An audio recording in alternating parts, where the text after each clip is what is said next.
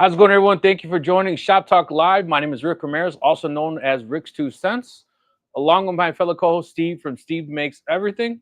Howdy, y'all. Hello, hello. Roger's not going to be able to join us today. Unfortunately, his wife has a procedure that needs to be done. She has a collapsed lung. So I would appreciate if everyone keeps Roger's wife in their thoughts and prayers and said a speedy recovery for her. Let's see. We've got some questions already. Yeah. Scary times. Brooke Martin said, "Hey guys, being new to 3D printing, I was wondering." He wants to know what a good weighting medium for us. So he wants to 3D print a sculpture and make it feel heavy, right? Right. Sand, silica sand. Go to a welding shop and get or a sandblasting shop and get some sandblasting sand, or go to the beach if you live close. Oh, good idea. Have you personally done that before? Yeah. Well, I don't print sculptures all that often, but if you want to put weight in something on a 3D print, you print up to a point. Like if you make the base hollow, you print up to a point, pause it, fill it with sand, and then continue. Oh. And I mean, that'll be the best way to do it, probably. I mean, you could put like plaster of Paris or something in there, but it's not as heavy. Right. That's cool. Good idea. Learned something new today. Hey, speaking of that, of 3D printers, let me. What do you think of, or have you heard of? I sent it to myself just so I would have it. It's supposedly like the Bamboos, the Cobra S1 combo. They're calling it the Bamboo Killer. Yeah, Cobra is who's the company? Not Anycubic. I got a link. Well, so I mean, without seeing it, honestly, anybody who comes out with a new 3D printer better be calling it the Bamboo Killer, right? Yeah, it basically, and it's not the manufacturer; it's Anycube. Yeah. Okay. Yeah. They're not calling it that. I've been seeing people who are doing the reviews calling it that. Well, yeah. I mean, there's been a couple of 3D printers come out recently that are on par with a Bamboo from a print quality perspective. I mean, 3D printers are as good as they're going to get, right? So they're like diode lasers. Although, having said that, I got approached. So Acmer has a new laser coming out, and I have kind of sketchy details, but its work area is 1 inch shy of 5 feet by 8'2". Whoa! It's got a 120 watt diode laser and IR as well, and CNC. Did you see Adam? They asked me if I wanted one, and I said I would love one of these, but I don't have enough room in my shop to put this thing. Right. I'd have to put it outside. Crazy. Yeah, I think Adam is coming out with a 100 watt laser. And speaking of, we've been talking about it lately. It's on Kickstarter. 120 watt water cooled laser. Yeah, this one's water cooled. Yeah, it's pretty crazy. Yeah, I mean, I don't know if a 120 watt diode laser is useful or not. I mean, I guess it is. I mean, you still can cut clear acrylic with it. Yeah, that's what you were saying the other day, right? That was funny. I think you said that last week. That was funny, actually.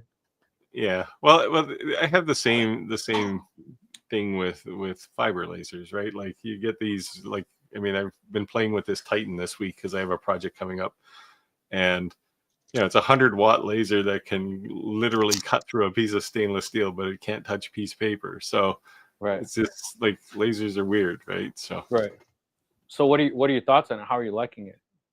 The Titan? Yeah. It's got a lot of power. I haven't had time to do a calibration on it. I need to do like a proper bed calibration, and I also need to do some set up the timing on it. It's firing. It looks like it's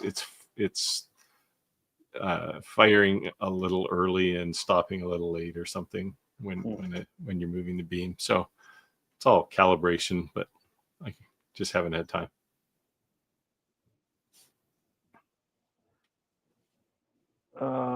Looks like a question for Jim Hamilton. I saw your post about the settings on Omni One on Facebook.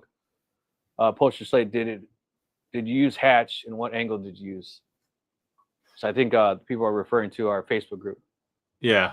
Well, yeah, I know. I don't know if Jim's on tonight. He hasn't said hi, but I talked to him a bit about this, and he was using he was hatching it. I don't know what angle he was at though. Yeah, crazy. I mean, we talk about that all the time. Though yeah, someone shared settings. Yeah, so Jim has basically given up on coasters for the same reason I've given up on them, because well, he's realized to get the print quality on Slate that he wants, he's looking at like a 4-minute engrave on a Slate coaster, and I mean, you could maybe get that down to 3, but still, that's 3 minutes, right? That's a long time. Yeah. So last message I got from him, he said, "That's it. Coasters are off my list." So I think that they're definitely something that you can make money to be made, but I don't think that you quit your day job, right? Or I don't think it's not going to be your primary money maker. Yeah, and I mean, I make them as throw-ins sometimes, right? But I mean, if you're going to, if you're going to buy your groceries with coaster money, you got to make a ton of these things, right? And I mean, you could do it, but it's hard work. Like, you're working 20 hours a day to try and make a living out of those things. Yeah, no, I agree. And like I said, sometimes it's nice to be able to package deal things, because it seems like they're getting a better value. But definitely, if your return on your investment, anything, you got, what is your time worth, right? Yeah. So, well, that's the thing, right? You have to charge. You might have a company, but you have to charge your company your labor rate. Yeah.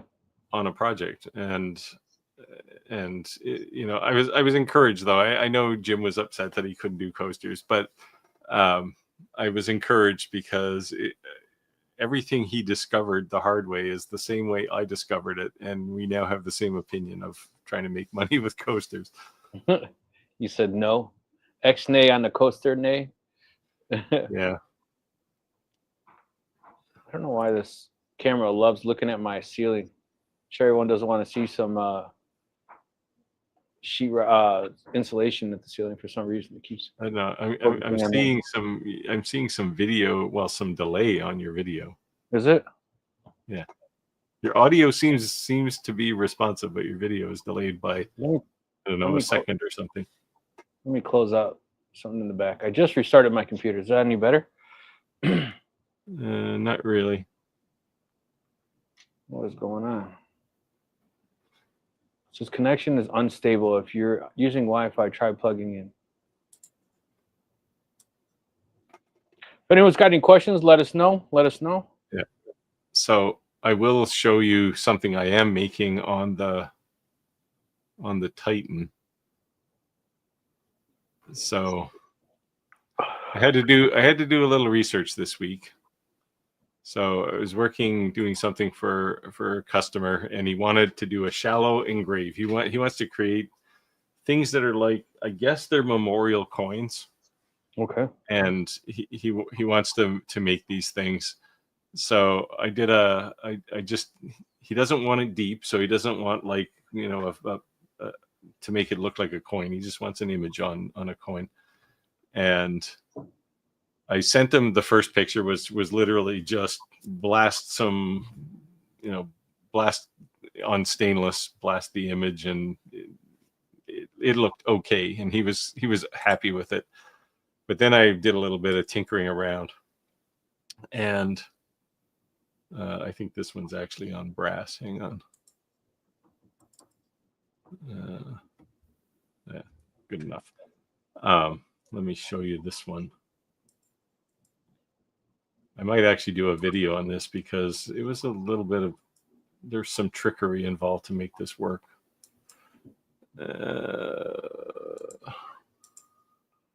So in the end, this is what I ended up with. Now this is really hard to do on a fiber laser. Mm. Yeah, so it's like It's almost like a grayscale. etching. Yeah, exactly.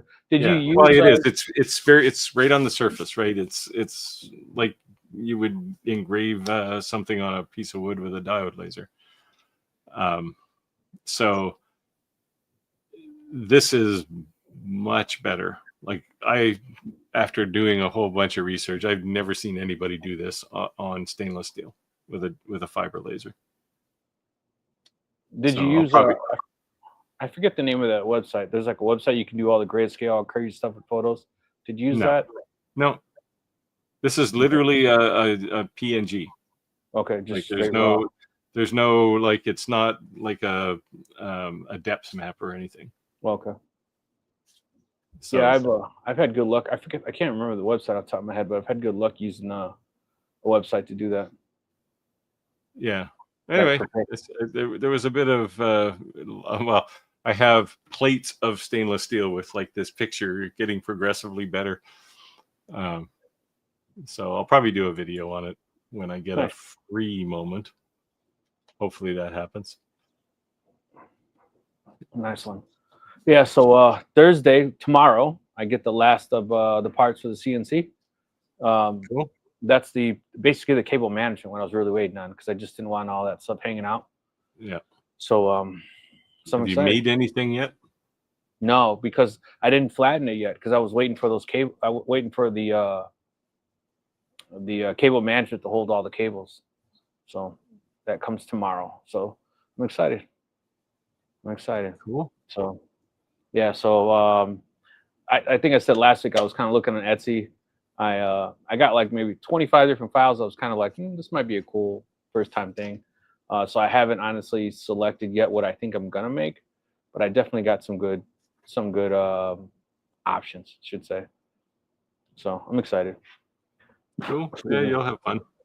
Yeah.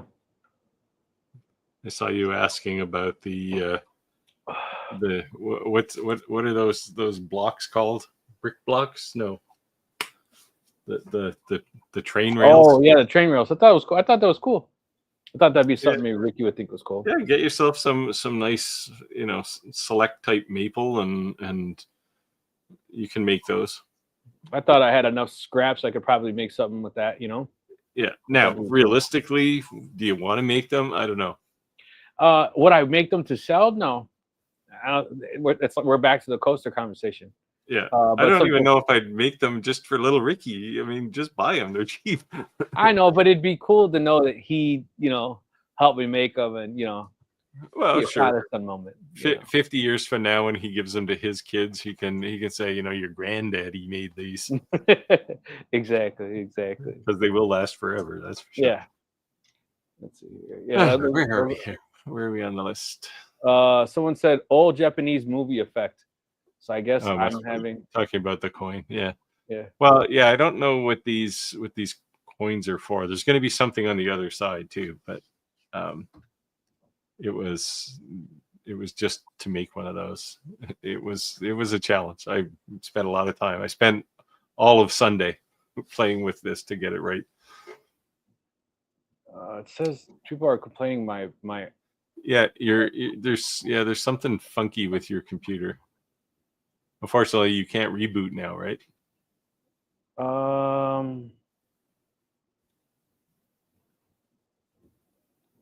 don't know if I can. I don't know if I think I can because it won't end the live. As long as I don't hit end. Because that one time I actually closed it out and forgot to end the live and the live was still going. Okay. Well, maybe you should do that. All right, I'll be right back, guys. And I'll answer some questions here. Okay, sounds good. Where are we? Oh, Jim's here. Hey, Jim. And hey, Tim, did you get your Eufy-Make E1 yet? You said it was coming soon, right? Does anybody have them yet? I guess because they said they were going to start shipping them in July. Hey, ATV. Oh, sorry, Jim. I thought you were doing Hatch. I thought you told me you were doing Hatch. Well, the hatch isn't going to make it any faster. It's still going to, it'll make it twice as long, but it'll come out nicer.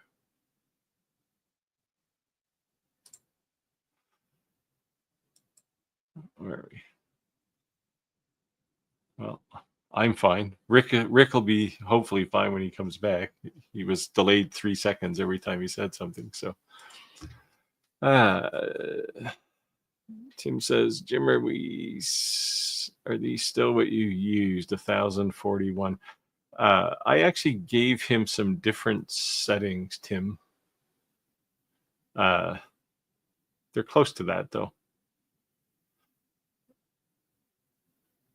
Oh yes, no, I changed the interval. The 0.3 here or 0.03 here is what I gave Jim. That's really just to make it faster, right?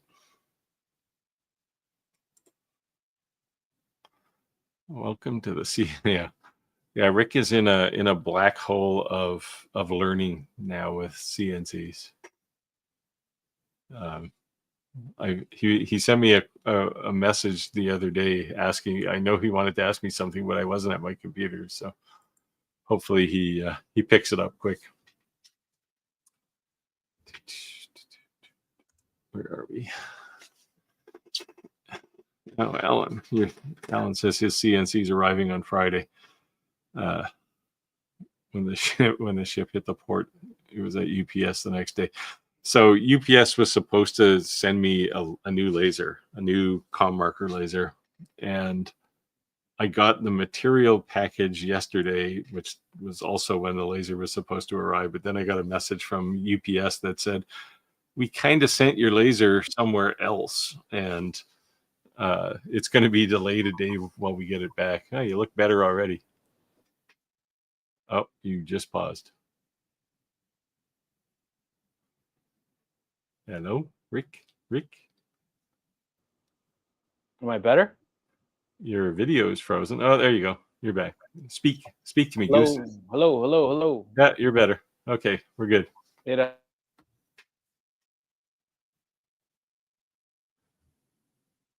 Surprise us out. Yeah. The companies are trying to take care of the tariffs for U.S. customers. We don't have tariffs here, but we have the occasional duty charge. Hey, Jose. So you don't have your Eufy yet. Got the address survey. Yeah, hopefully you like this. I mean, I use it all the time. It's definitely a lot of fun. I also want to do a video on the foil and flexible ink. I've got all the B-roll. I just haven't had time to do the video.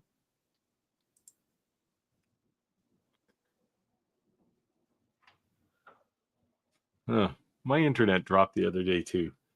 And I've got so many IoT devices that when things fire up, they don't all fire up at the same time. Yep.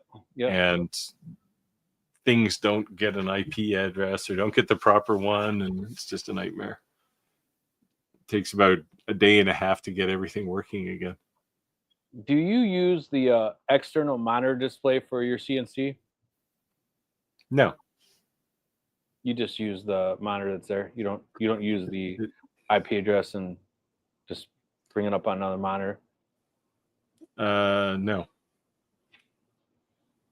The only thing I use my IP address for is I use their mobile file transfer thing. Okay. And oh, you're delayed again. And then just transfer files over and go over and push the run button on the machine. I don't know what is going on with my Wi-Fi here. Well, here's the problem. You need to get fiber internet. I have fiber. Do you? Is it like 1 kilobyte? It's 1 gig. I don't know what's going on. It says on the symbol in the top left corner where it says my Wi-Fi, it says it's unstable. But when I look at my Wi-Fi on the Mac, it says it's full bars. Well, it could be full strength, but it could be terrible Wi-Fi. You are dropping. You're dropping on a regular basis. No, I had to drop. I realized that somehow. Hold on. It somehow my laptop jumped on my phone. Hmm. Let me go out and go back in. Be right Okay. back. Sorry. ATV says he saw my Ortour R2 video. I noticed they called it the R2. Remind me of R2D2. Yeah, it's a nice little laser. It's not. I wouldn't say if you're in a business, it's the right laser to have. It's a little small and it's definitely targeted at beginners, but I don't mind it. The cutting is amazing on it for a 20-watt laser. Yeah, maybe they should. Maybe the next model is the D2. Hey, Kevin. I am doing well. Although July and now apparently August are going to be just crazy for video creation. The problem with companies is they say we'll send you something, and by the time you actually get it, it's a month late, but it now coincides with a whole bunch of other things, and then they all say I want it by next Tuesday. So I've been buried a bit for the last little while. Yeah, Rick is frozen in time. Feel free to shoot some questions. Jim says his current settings for white on Slate are, yeah. I mean, these are reasonable. And if you add hatching here, it's just going to take twice as long. So 100? Is that 100, Jim, or a typo? Should be 1,000, right? 40.1.0075. Boy, that's going to take a long time.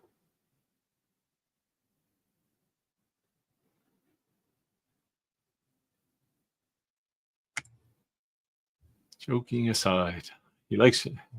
Thanks. I like my videos too, but I like people who watch my videos more. So, feel free to leave comments. And when you see something I do that's really dumb, just feel free to nag me about it, because I'm trying to make videos better too. Jeez, hopefully we didn't lose Rick. Need to move to Chattanooga. Look up Gig City. Do people have? I mean, I guess most people in the U.S. will have fiber now, but I don't know about other places. Like I have 2 1.5 gig fibers running into my house, so it's I don't generally have any problems. But my network did drop the other day, yesterday, I think it was, which doesn't happen often. Does anybody have thoughts about the new Rolly Galvanomatic coming out? Not really. I mean, everybody who has a Rolly seems to love them. So the challenge with Galvo lasers is they're not really good for cutting, because the beam is always at some kind of a cockeyed angle. Now we lost Rick. And we have no more questions, so feel free to put something in the comments there. Kevin says, are you going to review the 120 watt diode? So no, I won't say no, but the problem is these things tend to be in big boxes. Like the Acmer one is in a almost 5 foot by 8 foot workspace, which is huge. I'd have to move something out of my shop to get that thing set up. It's liquid cooled. It's got a CNC option as well, so it's pretty much an all-in-one device. But I mean, do I need a 120 watt diode laser? I'm not sure.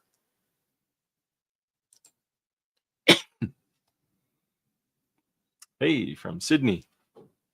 Hey, Empire. I would imagine your weather is, well, you're in the middle of winter now, I guess, which in Sydney probably means it's 29 instead of 30 Celsius. But hey, Clock. Back in the woods and have, yeah, full gigabit. It's, yeah, I mean, there's no excuse to have slow network anymore. I mean, most providers have good backbones, and fiber. I run fiber in my house. I have OC2 or OC3 all over my house. And so I have, between computers, I have 40 to 50 gigabits per second, which is good because my file server is right here in my shop. I record a bunch of video and then I upload it right away. So it's almost like it's almost as fast as a hard drive. I think we definitely lost Rick. So again, feel free to ask questions. I've been talking to, so ComMarker has a new laser coming out, the one I'm supposed to have. I was supposed to get it yesterday. It's going to be a fun laser to play with. I think it's definitely going to have some capabilities that most lasers won't have. You're back. How about you join the chat here? There we are. All right. Hopefully I'm good now. Yeah, you're better so far. It says full bar, so we'll see. There you go. We were just dissing your internet connection there. Yeah, so Jim's got his 100. So 100 speed gives him white, 1,000 gives him gray. Check. Oh, Rick froze again. I know. We got you holding a can of beer, drinking it. What the heck? I'm not sure, man. I don't know. We've got some network problems. Maybe you got the same problems Jim is having here with his network is dropping. Jim, if 1,000 is giving you gray, just change the interval from. Well, no, you're already at 0.075. If you go lower than that, it's just going to get really slow. So I dropped it to 720. Is that making any difference? No. It's still still being funky. Did you actually reboot your computer? Yeah. Huh. Well, then it's your network. Yeah, I have that Ryobi. It's like Robi. It's like $1,700. Every single floor has its own Wi-Fi. Oh, with like a mesh network? Yes.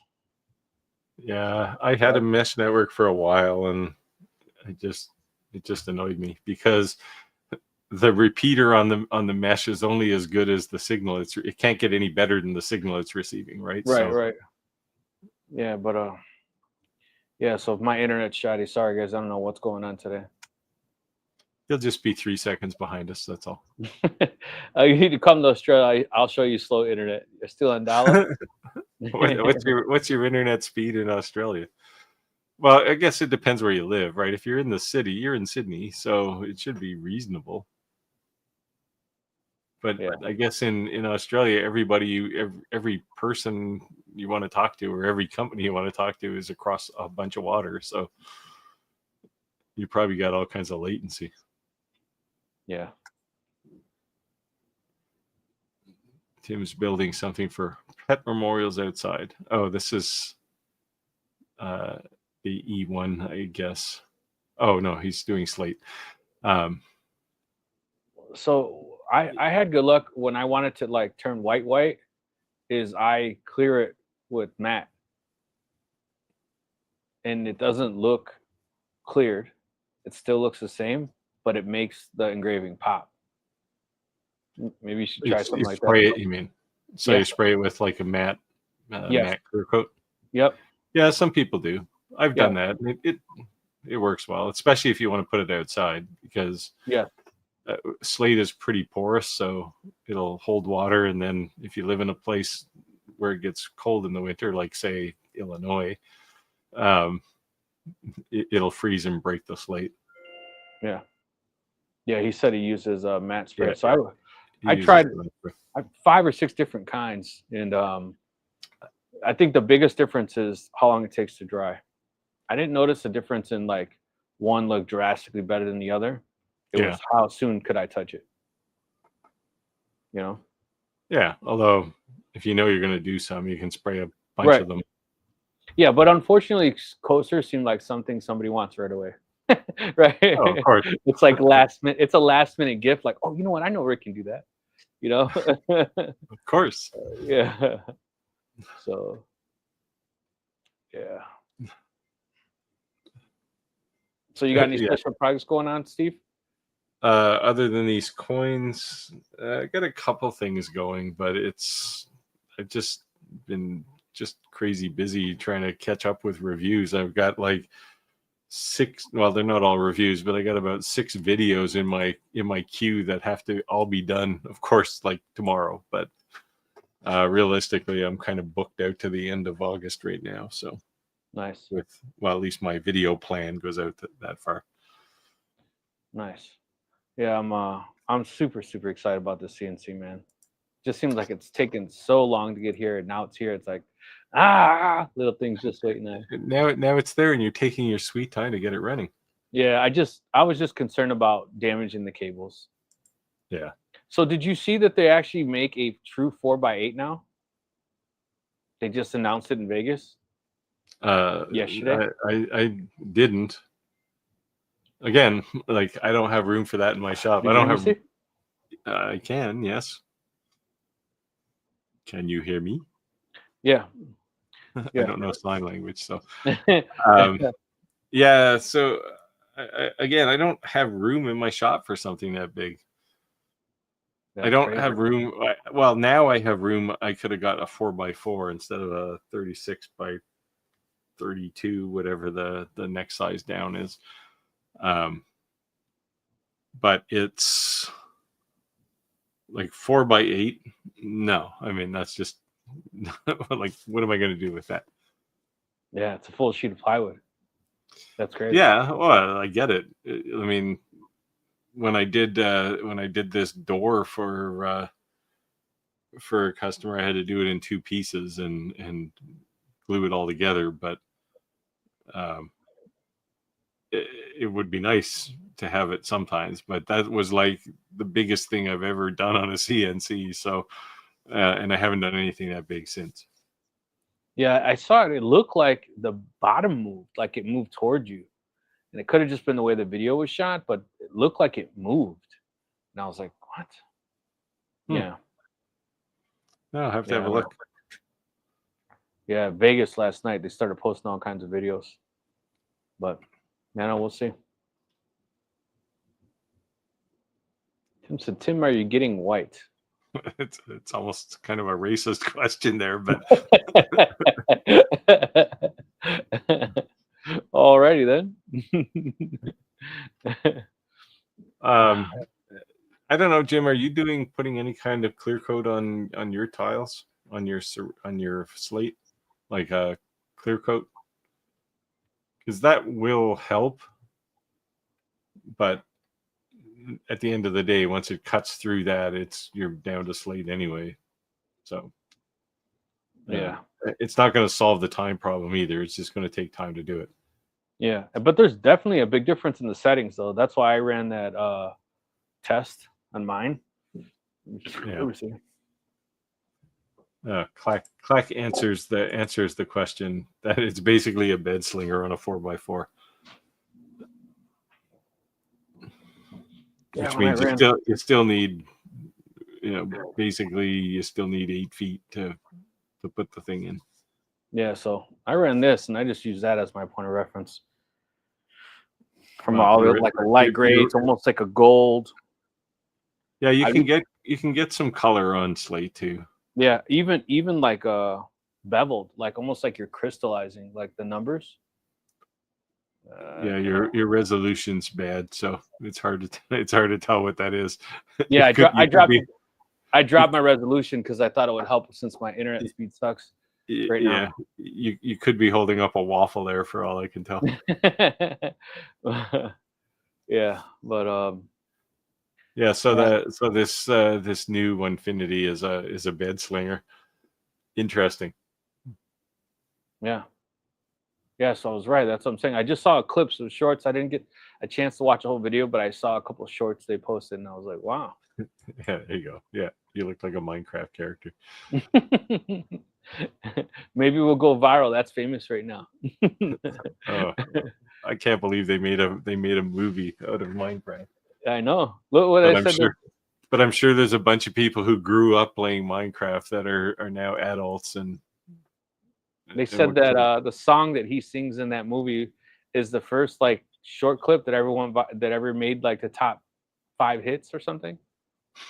The la la la la. My son sings it constantly. Did you is it out? Is it released yet? Oh, it's been out for a Oh, month. okay. Yeah. Did you go see it? You take little Ricky and go see it? Yeah, I saw it. Yeah. Oh, there you go. Uh, So maybe it rubbed off. Jim said, I did after, but it made it worse for whatever reason. I'm not sure why, wasting my time, but I love white on Slate. No, I agree. I was going nuts for it Yeah, too. it looks nice when it's white. Yeah. So especially because how Steve, you did that with the coin. I did that with Yeah. someone's picture to do an inlay on a memorial flower box, and that took me a little while to get those settings dialed in too. Yeah, yeah, that's what makes it interesting, right? A little experimentation. Yeah. Um, that my frustration is I did one that was very white, and I sent the settings to Jim, and this is why people don't, especially with things like UV and fiber lasers, they don't generally share settings. It's not because they're trying to protect them; it's because they probably won't work anyway.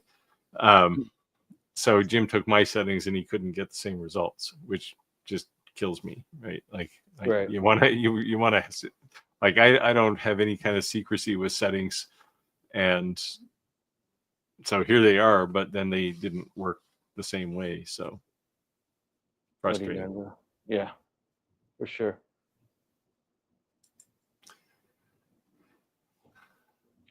Smooth slate before smooth slate. Oh, yeah, you can get it sanded smooth, I So guess. As part of the process. Steve, you'll like this one. One of the guys for the 2.5 Men moving company, he's Yeah. big into hockey. So I 220 sanded Slate coasters to super smooth, and he had me write "fuck it," and the guy was hitting like a hockey puck, but instead of the hockey puck, it said "fuck it," like coming at words. He's one of the owners. He liked it, so I guess he's big into hockey. But it turned Surprised out he good. didn't get you to put it right on a hockey puck. No, he was giving them away to certain people. Oh. So yeah, I like Rust-Oleum. Yeah, that's what I generally use. Yep. I had, even for color, I have several cans of Krylon paint, and I just hate the stuff. Yeah, I mean it's doesn't- probably $2 to $3 more a can than any other brand, but it's for a reason. Yeah. Plus, you get cheap paint, and you always seem like there's still paint in it, and they don't put enough aerosol, right? So what the hell? At least for Rust-Oleum, like you use every drop. If you're shaking that can, you're gonna get every drop out of it. Yeah. Nothing but a marble left when you're done. Yeah. Tim said, Matt. Yes. Yeah. I've tried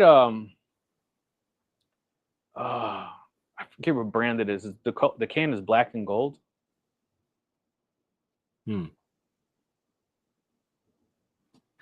Anyways, it looked.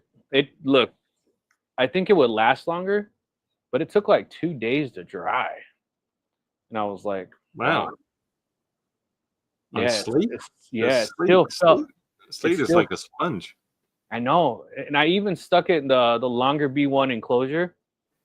I turned on the Adamstrack Craft, the vacuum, like the air purifier, Yeah. and stuck in the longer B1 enclosure, and then blew it outside and had it just like, to kind of like Yeah, I've little done mini.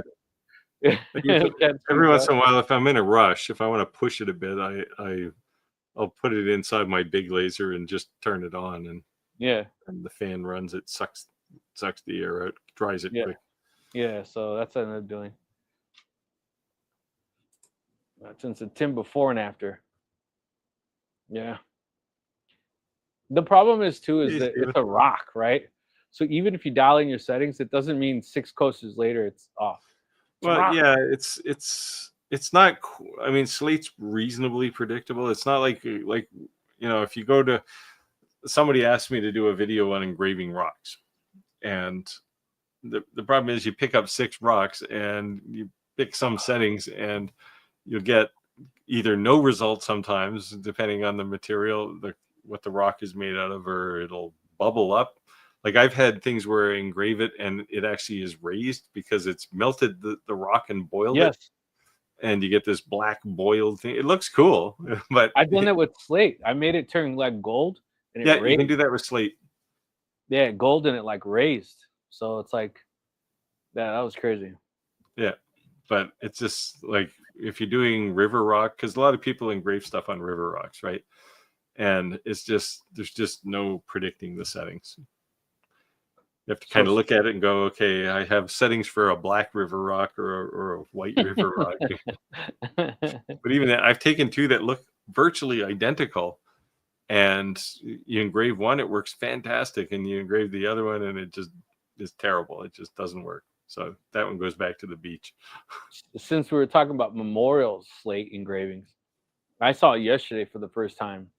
And I think it's becoming more and more common that you'll see manufacturers start promoting this stuff, but I don't think a lot of people have them still as those 3D UV engravers. Yeah. I saw them doing like a 6 or 7 inch thick slate, basically a headstone, and engrave it down like 3/4 of an inch. And I was like, whoa, that is insane. Like in fast. But it was water cooled. It's a fiber, the UV laser, but it's not air cooled. It's water cooled. Yeah, it's probably an industrial laser though. Yeah, but it wasn't outrageous expensive though. I was kind of surprised. Yeah, so this is what I'm supposed to be getting tomorrow is a UV laser that can do inner engraving. Nice. And I'm quite anxious to see it. Nice. I have one coming as well. Because I mean, you've seen probably the souvenirs. They always have like the glass cube with something in it. Those are made typically with industrial lasers. Until recently, those things were like $50,000-$60,000. Right. And now you can do that with a $5,000, $4,000 UV laser. Yep. And it actually looks nicer because the resolution of a UV laser is so much better than these things that they use to make these cubes normally. And so those guys could all be out of business pretty soon. And somebody mentioned to me that they had one and they paid like $100 for it. For the cube, right? Just a cube with something 3D in it. And it's like, holy cow. Yeah, I shared a video and people were saying that they've seen them for sale in malls. Yeah. And a little cube is about $100. Yeah, so people are holy cow. Because the actual glass cube is about $3-4. Well, I mean, you can buy them. AliExpress has them, right? You can buy a container load of them if you want. Oh, that's cool. That's a good markup. Yeah. But the only thing is the software, right? Quick. Well, yeah. So, I mean, this is not something you can do with Lightburn, right? But most companies, as you can tell, most companies are starting to kind of deviate away from Lightburn, which I kind of predicted, but I was hoping Lightburn would get it together and prevent that from happening. But like even on this 120 watt Acmer laser coming out, that thing has its own software too. Yeah. Yeah, and I think once you get some higher ends, there might be like some proprietary stuff or settings that they're kind of tweaking to get the results they want. Well, yeah, and I mean, certainly there's like, I mean, you look at XCS in the Xtool world, it has capabilities that highlight things that their laser can do that it won't do if you run it in Lightburn, right? Right. And this is the challenge Lightburn's up against. Like, I mean, we had the question a couple of weeks ago whether the diode laser market is dying, right? And it's not dying, but it's mature, which means the growth of Lightburn is gonna start to slow down. Then we see 120-watt diode laser come out. Yeah, but it's not running Lightburn. Yeah. I don't know what it is running. I didn't. Well, the Sculpt Fund might be. I don't know, because the reason the Acmer one doesn't is because it's also got a CNC. Oh, okay. I don't know when they're going to deliver it. I'm probably in trouble just for mentioning it, but So can you say what brand the UV is or no? Not yet. yeah, it's a marker. Oh, okay. The 3D one is call marker? Yeah. Oh, cool. Cool. I mean, any UV laser, you can do this, right? But like if you take an Omni 1 and you take a thick piece of glass, you can, the focus is super fine on a UV laser, right? So if you say it's, 200 millimeters to my base, if I go up 5 millimeters in a block of glass, then you can engrave a layer 5 millimeters up in the glass. And then you can go up another 5 millimeters and put something else in. What you can't do is you can't create a 3D shape unless you're prepared to do a lot of movement of 0.01 millimeter, 0.001 millimeters or something, right? So that's what the software does, is it handles that third dimension. And I'm sure they just stole that control technology from 3D printers. Yeah. I saw recently a video of a dog that was engraved into it, and it was just insane. Like, yeah, like I said, the beam is so much smaller on a UV laser that those internal engravings look so much better than the ones you went to the mall to get, right? The ones like you could actually see the individual dots in the commercial ones. yeah, These things are like, yeah, that's different. It doesn't look frosted. It looks like 3-dimensional, almost like a hologram. It's almost like a hologram. Right. Yeah, it's cool, especially when you put a light under it. But yeah. Yeah, well, so I've seen lighted bases. So you put your cube on this little cube base. Yeah. And it lights up the cube. It looks very cool. Yeah. Yeah. So think about it. If you could buy that base on Amazon for $2, and you can buy the glass for $1, you're $3 in, and you can sell it for $100. Plus, you charge an artwork fee. Yeah. Yeah. Now the downside is you might, like, tomorrow you might be able to sell one for $100, but give it a few months, because you see these 3D lasers are coming out from everybody, right? Yeah, the only thing is, like, look what we posted on the poll, though. We posted on our Facebook group. I posted it on YouTube. The number one laser everyone had was a diode. Second was a CO2. Then third fiber, and almost none. Well, I say almost none because when you look at the graph, right, comparison, who owns and you guys correct me if I'm wrong, how many people in the live actually own a UV laser? It's still, I guess from a manufacturer perspective, they got a lot of sales they can make, but who has them yet? Well, so some of it is just time in market, right? Like UV lasers haven't been available to us mere mortals for very long, right? So they're just kind of up and coming. Diode lasers are kind of mature now, so it's a pretty flat market. And but UV lasers were the last ones to arrive in the home space. I mean, I know from doing the Omni 1 review I did, a pile of people used my affiliate link there, like many. And thank you for that. But they're out there now. Nice. Alexandra Knife Sharpening, a laser engraving, said, I have one. My question to you is, what do you use a UV laser for? What are you engraving? Just curious. You're up, Steve. So Clack says his Acmer contact says it is Lightburn compatible for sure on the laser side, but it also has a CNC, and I guess that's what their software does. You can probably CNC and laser engrave in the same job or something. They just contacted me 2 days ago to ask me. They gave me like 4 different options, different lasers to review. Want me to review their lasers, then approve me for an affiliate. Acmer See what did. happens. Yeah. Yeah, I mean, I like the P3 is a nice laser. Yeah, P3. This new one they're coming out with, I mean, it looks fantastic if you've got the room, but Yeah. I think it's going to be a limited market just because of the size. Like most people who have even a workshop, it's some corner in their basement as opposed to like a warehouse, right? And Right. to run one of these things, you need space. Like, this thing is big. Yeah, we'll see what happens. But yeah, they approved me this morning for the affiliate through ShareLink or Share whatever. Yeah. But yeah, so I haven't decided which one of the 4 I'll review yet. We'll see. Yeah. So Steven says he's lucky to have a diode laser.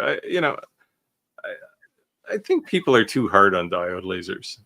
I mean, I think I still there are things I use a diode laser for that other lasers don't work well on, right? So even when I was playing with this engraving on stainless steel with the fiber laser, I was having so much trouble. I thought I'll just take this R2. It's sitting on my workbench, and I'll try it with that. And even like that's the best second choice is a diode laser for doing engraving on stainless steel. I mean, if you got an IR module, so much the better. But it's stuff you really can't do on a CO2 laser without a bunch of expensive spray, and fiber lasers probably out of most people's price range. So I see a lot more manufacturers now going down the line of multi-laser, like yeah. It's a everybody IR and a diode. It's a fiber and a CO2. Yeah. Everybody had the same good idea at the same time. It seems. I just think, or they're either all the same company, or they all have spies in each other's companies. I'm not sure which. Yeah. But because like especially fiber and diode, right? I mean, you had Xtool came out with it. Gweiki is coming out with one. The G3. There's somebody else. The Axel laser guys are trying to do something with a combo fiber diode laser. Like it's just everybody all at once, right? It's like oh, there goes a bandwagon, let's jump on, right? I see the new bandwagon that's just coming out now is the enclosed laser for tumblers. I saw this week, I think 3 or 4 different manufacturers coming out with that. Yeah, I've been approached a couple times, but I don't make that many tumblers, so it's not really my thing. Right. That might be like a trade show trophy, right? Throw that on. Yeah, I mean, if you do tumblers, hey, it makes sense, right? Right. You can just put a tumbler in there and push the go button, and you get something done. You don't have to think about it too much. Yeah, I forget who it was pestering me about using one, and they asked me 3 or 4 times, and I kept saying no, it's not my thing.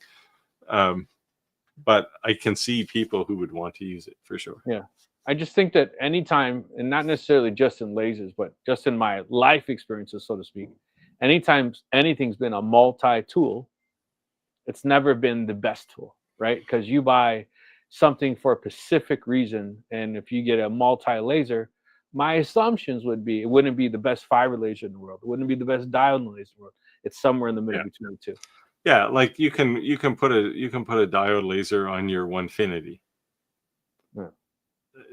I mean, the question is why, right? Like, I mean, unless you're engraving some huge thing, I don't get it.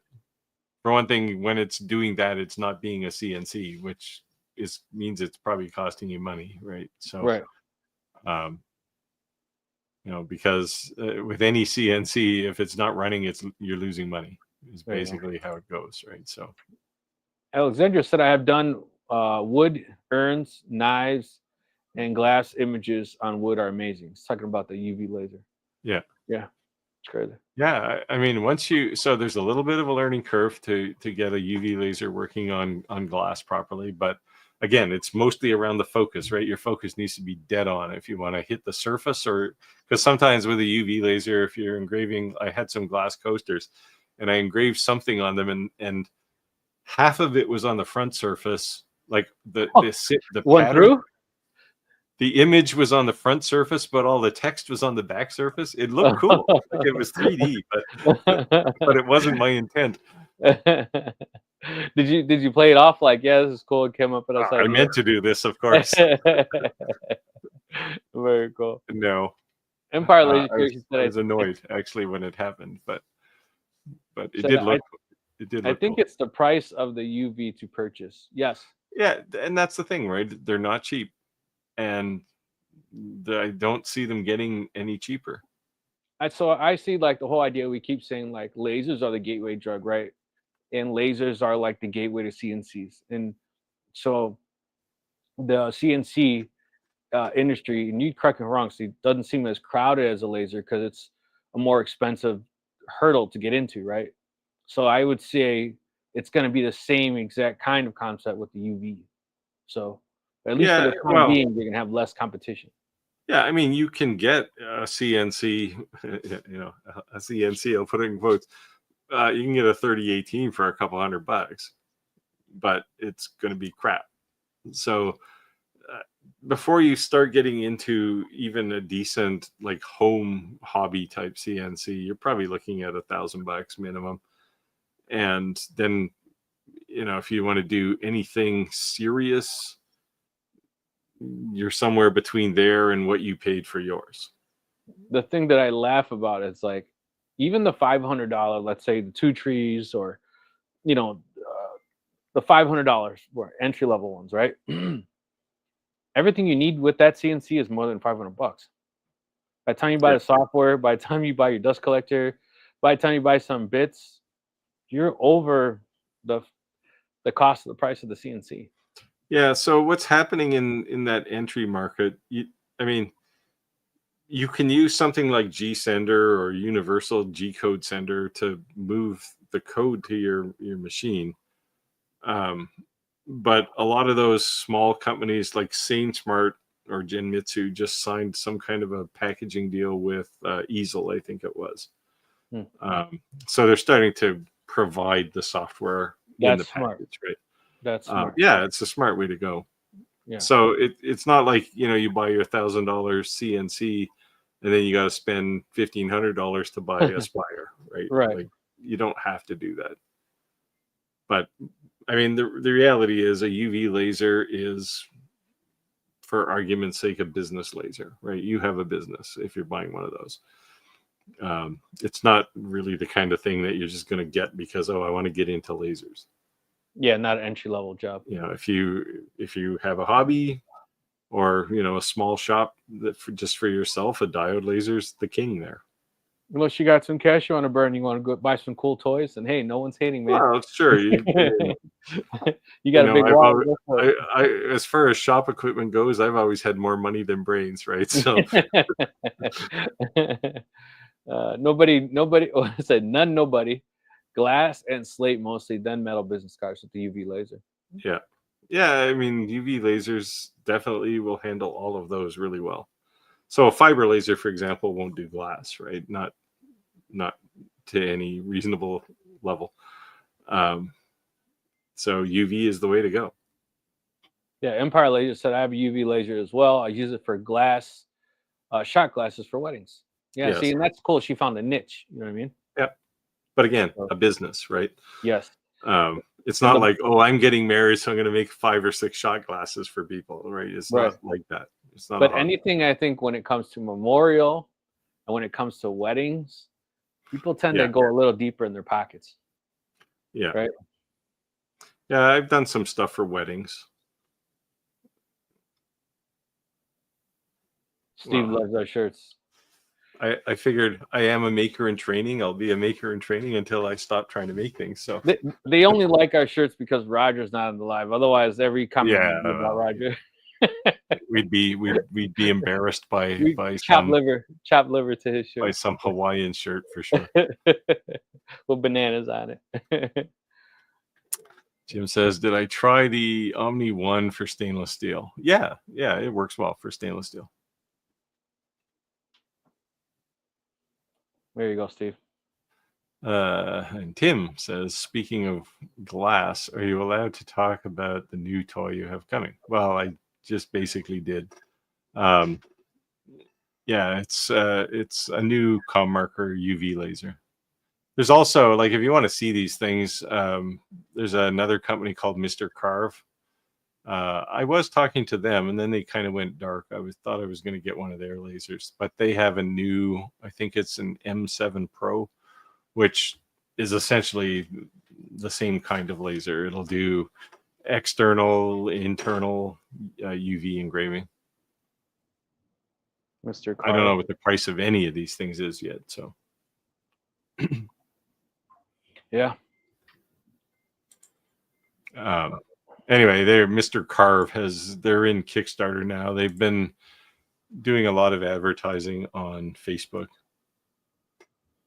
It's funny that we're saying more and more companies are just flat out using Kickstart. That's crazy. Yeah. Anyway, I'll post a link to the Mr. Carve one just so you can kind of see the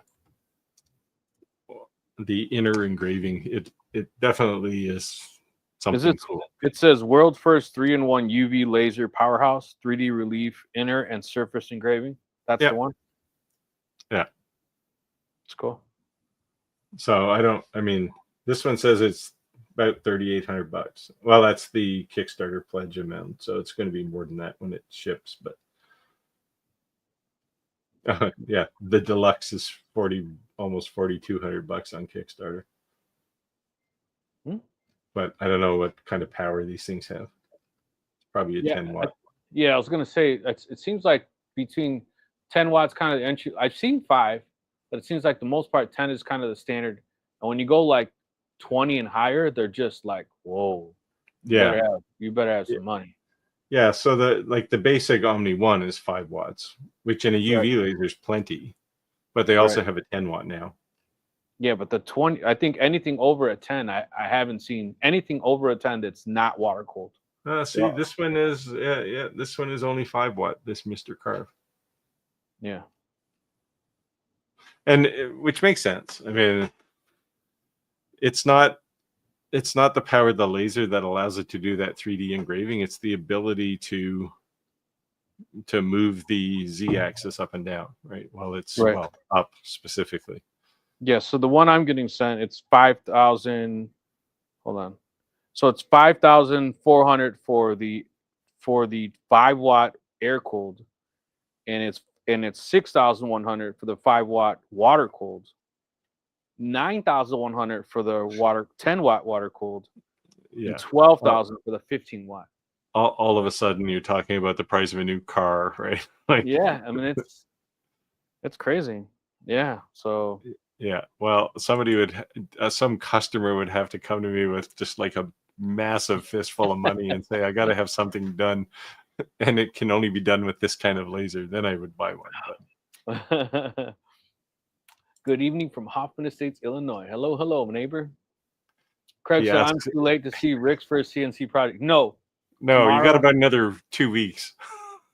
So tomorrow, my cable management shows up, and I'm going to do my flattening, and then you'll start seeing all my videos pour in. And I was actually going to post on our Facebook group 5 projects and say, as a noob, what do you think my best success level is going to be for one of these? And give a vote. And whether I fail miserably or do really well, I'm going to post it anyways, right? Because that's the point of learning. Yeah. Well, the first, don't be disappointed if the very first thing is not exciting or it came off while you were trying to engrave. Well, your tendency is always to go faster, like your feed rate's going to be too high because you go, oh, I could get this done in 3 seconds. No, it's actually a 20-minute job, right? Right. You'll either break a bit, and then we want to see the video on that too. you're breaking your first bit is kind of a rite of passage for CNC, Okay, fair enough. especially if it's like a 1/4 inch end mill. It's a good meaty piece of tool bit, and you can snap those things off. Then you've arrived. I saw on Etsy that they had this attachment that you can actually hook a GoPro or Insta360 camera directly to the front of the the Yeah. There's a flat, like 4 holes there you can mount stuff in. I was like, oh, that's pretty wild. I think that would make you motion sick. Yeah, I don't know. Andrew says there may be less innovation in the CNC world. It spins a bit, maybe different millings for the bit. Yeah, I think simplifying a CNC down to it spins a bit might be a little much, but I mean, CNC's got they had the advantage of being able to look over the wall to industry and see what they were doing for industrial CNCs, and then figure out how to make it cheap enough for the home market. So whereas things like 3D printers, the industry and the home market evolved at the same time, right? So there wasn't much, everything was new, whereas CNCs have been around a long time. Have you seen Ryan's bits that he sells? Like Jenny bits? Yeah. So they're basically so some of his bits are like his bits, and some of his bits looks like they're someone else's bits, but they put a coating on it. Yeah. I don't know what that. I could be lying if I said zirconium something or other. Right. Yeah, that's what I'm saying. But the blue ones are. Yeah. But the one thing that I liked about it, that when you buy any of his bits, he has a library tool. Yeah. And it's specific per like 4 different CNCs. So I thought it was cool because he actually has them. Yeah. So most bit companies do that, right? Like if you go to Amana, you can download their entire tool database for Vectric, and you can just load it in. Yeah, I thought that was cool. And then you can modify it to your heart's content after that. So a lot of them do that. Yeah, I mean, the Amazon guys tend not to, but yeah, but I think it's cool. Even in, like you said, if you end up editing, it's at least gives you a good place to start. You'd have like some kind of bearing on where you should kind of be at. Yeah, I mean, I don't know. I mean, most of the time I'm turning bits at 16,000, unless it's like a big flattening bit or something. They tend to go slower, but 16 to 18,000, and you don't run them too fast, but you can run a 1/4 inch end mill pretty hard before anything bad will happen to it. Depends on what kind of wood it is too. This is what I got for the flattening. Yeah, you mentioned it. This thing was like $400 or something, though, right? We'll see how well it works. Yeah, it's a 1/2 inch chuck. Yeah, 1/2 inch shank. Yeah. Yeah. Do you have some collets? You got a full set of collets? Oh yeah, it came with 3 of them. Oh, okay. Yeah, it came with 3 of them. So yeah, I thought the cool thing about it was each one of these blades you can flip 4 times. Yeah, you can sharpen those too if you get a diamond file. Well, to buy the blade, it's almost like this bit is outrageously expensive because they almost consider this a consumable, right? The blade itself. Yeah. Because they sell them like in big packs, and they weren't ridiculous. So it's like the first initial purchase was expensive, but then the refills were reasonable. Yeah, you can buy just the blade part. Right. So I said, all right. I know. I run mine through. I have it looks like a business card, but it's a diamond file. I have three of them, 3 different grits. And those things with the flat blades on them, you can sharpen those. It's like 3 rubs with a diamond file and a bit of solution, and they come out super sharp. Nice. Good to know. I'd love to find somebody who can sharpen end mills, because I got a box full of those things that are used and dull, and I'd love to sharpen some of them. Post that in the group. See if anybody knows anybody. Yeah, the problem is it's got to be local, otherwise it'll cost shipping. Yeah, the shipping would be as much as buying new bits. Alexandra, knife sharpening. There you go, knife sharpening. That may be someone. They do a good job on soft silicone dog tags. I'm sure you're talking about the UV. Yeah. Well, end mills are different, right? It's not like sharpening a knife blade because it's a spiral. Yeah. There's some specialty to that, I'm sure. Flex says, "Are we sure that Rick's CNC?" Yeah. Hey, this is like my real workshop back here. Now look. I actually had a green lawn back here a while ago because I'm doing my lawnmower video. It's real. Yeah, you can tilt it. Yeah, there you go. It's real.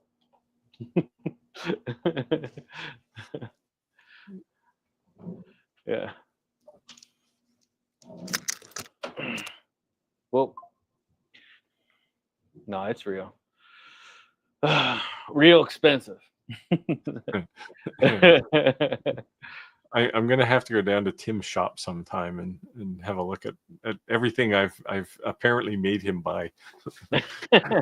Sometimes we're not good friends to have. What can we say? I could have an Omni One for you soon, Tim. Hey, there's Clayton. I was wondering where Clayton was. I haven't heard from you in a while, Clayton. Aloha from Hawaii, everyone. Please smash that like button. Nice one. Welcome back. It's been a while, man. Yeah, for sure. That and Steve. I haven't seen Steve in a little bit, so some of our regulars are back tonight. Looks good to see you guys. Steven says he needs to learn the metric system. Well, you got a good start. Presumably, you still have 10 fingers.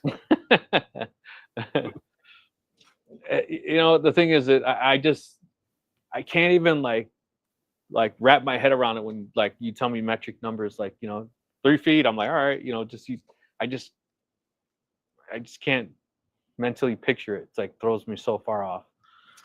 Yeah, I tend to. I mean, I and everybody but Americans, I guess, and some small country out in the middle of the Pacific, use the metric system. I use it specifically for my shop around CNCs, especially because it's precise. Yeah. Right. I mean, yeah, in inches you can go down into thou, but that's finer grain than you mostly need, right? So it was a struggle for me when I first started using Liper and everyone was talking in millimeters. I'm like, what?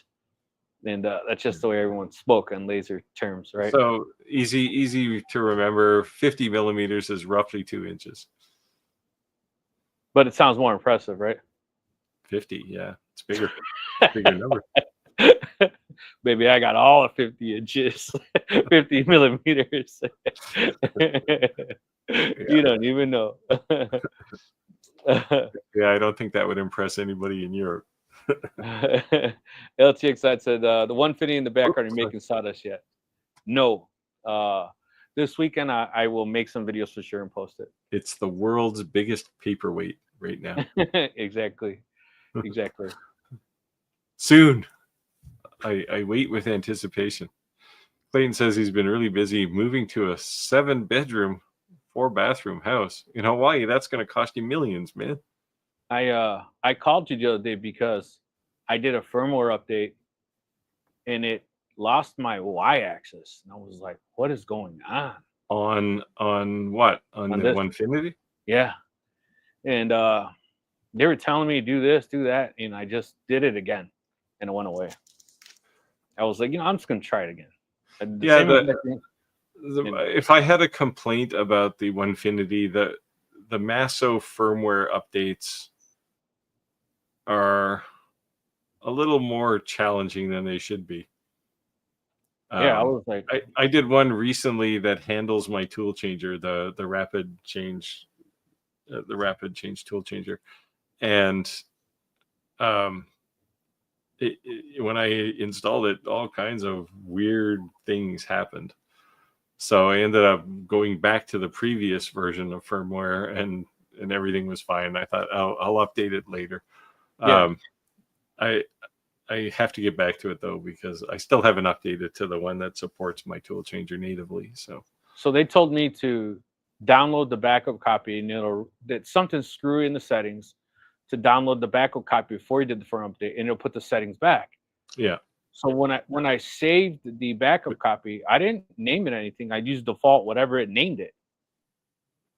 And then when I went to load the default, it was asking for a different name. And I was like, I guess I could rename the file, but that's not what it named it. And they were just going down this rabbit hole. And I'm like, you know what? Before I do all this craziness, let me just try the firmware update again. I did the firmware up again, rebooted it, and it was like nothing. I was like, well, whatever. I did it again, and it worked. So I'm sure at that point you were pretty terrified, given that it was your first firmware update and the thing stopped working. I was like, there's no why. I just thought it would be something stupid in the settings. I thought they were just going to tell me, hey, moron, go here and click it. And I thought it was going to be like the end of the conversation. I didn't think, I was going to be 2 hours down the rabbit hole. Like, what? Well, yeah, every 10-minute job in a workshop takes at least an hour. So, well, they didn't want to talk to me. They wanted me to send them all these videos. I'm like, why do you need to talk to me? There's no why. Like, I sent you a picture. Yeah, I got a Z and an X. Where did Y go? My general frustration with laser companies too. You send them a message and say, "Hey, this laser is not working," and they'll say, "Well, send me a video." Okay, so here's a laser not working. Right? 5 seconds of a laser doing nothing. Okay. Is that what you wanted to see? I sent them a picture. I said, it says X and Z. Where did Y go? I just did the firm update. Did something go goof in the settings? I have to click something. Like, what do I gotta do? We need a video. Why? Yeah, I had some weird thing go on when I did this upgrade too, and I mean, so you have a newer, you have the newer Masso controller. It's a later revision than the one I have. Do you still put your firmware update in a folder on the USB stick? And yes, yeah. See, look, my USB is actually still right there in the bottom. See, that controller is all enclosed. Mine is open. See, you see, like I can see the board there, right? See, and I added this. You see this? These 4 buttons. Your switches, yeah. Yeah. What are you going to use those for? So, one goes all the way to the back, out of my way. Okay. So, and then one is a home button, and then one is there's 4 different settings I set it to. You said you ordered the little control with the winder on it. That comes Thursday too. Yeah. So I got these that go on the ball screws, so that when it actually, oops, that's not the ball screw. When it moves, it cleans it at the same exact time. Every time it moves. Yeah.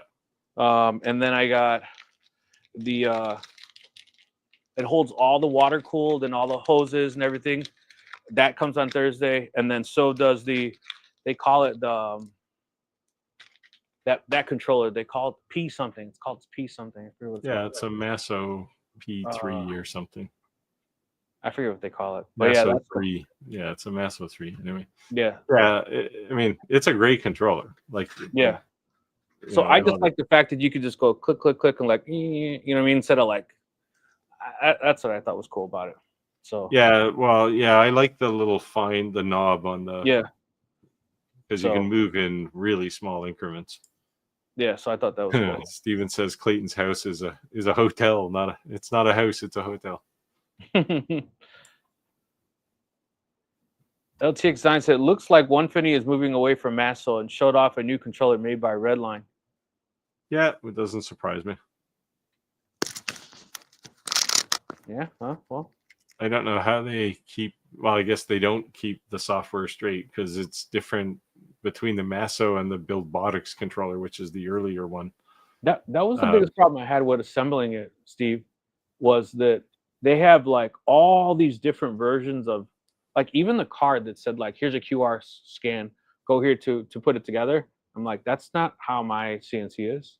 That's not like, so they have all this old content still out there. And I get it as a content creator. When you delete videos, you lose views, right? Yeah. So what's funny is like these manufacturers, even like really reputable manufacturers, they don't have subscribers and views. Like, they're very small channels. So if their top videos, which are installation videos, they delete, they well, lose 3/4. The thing is, why don't they just create playlists for each variant of the machine, right? That's what they should do, right? So I was so frustrated because I was jumping through hoops and kind of like, where is this, and then so for instance, the dip switches in the installation instructions, it says dip switch 1 and 4. So when I told them like about the why, they're like, "Oh, did you double check your dip switches?" I'm like, "Yeah, they're sent to this." So they sent me a video, and I'm like, "Dude, this video's from 2022. The video that's on your YouTube channel that comes with this card is 2 months old. So you're telling me that the video you just put out 2 months ago is wrong, and the video you put out in 2022 is right for something that came out in 2025?" They're like, "Yeah." So delete the video if it's wrong, or put a text pop up on the screen. So weird. Yeah, modify it and put an update on it. Right. Yeah, so this explains a lot. Clayton has 8 kids. That's why he needs a palace. He needs He doesn't have enough time to make things. He needs a better hobby. You gotta stay off that woman. She's costing you a lot of money. He needs surgery. What do they say? Your pull-out game is weak. Yeah. So LTX mentions the Molex plugs. Yeah, I've had Molex, one of the X-axis cables. I had to put a new plug on the end of it because it was a bit dodgy. But so I'm gonna do a review on it. I haven't posted yet. I kind of did a sneak peek on the rollers, but the guy who I bought that stuff off of Etsy for free. I bought the cable management the cable management kit. And he sent me those bearing cleaners, and then he also sent me these covers that go over the ends to protect those cables. Yeah. So I thought that was cool. Yeah, it's not that they're like you bang them or anything. It's just, I don't know, the connection wasn't great. Well, I was thinking too, like even on this table that I put this on, right? So I made sure that the back of the table hangs out 5 inches longer, because I thought if underneath I wanted to screw up any cables for some reason for cable management, I just thought ahead because I wasn't sure how the cables are going to be. But the other thing is that if I put something like a big slab, let's just say like for a tree slab, right, on there, and I was going to flatten it, and I accidentally pushed it, I could smash the cables into the wall. So I was actually going to cut a piece of 2x4 and just screw it down to my table. So for some reason, like I shift my whole thing by putting something real heavy, it won't move on my table. But everything is screwed down, isn't it? No, my CNC is screwed down to this. The tabletop. Yes, but then that tabletop is not screwed down to the table. Oh. There's nowhere to screw it down. There's holes there, isn't there? No. Oh, I had holes in mine. No. On my original Infinity. Yeah, I don't. Huh. Well, yeah, you need to put some blocks in the corners. Yeah, so that I actually kick it back.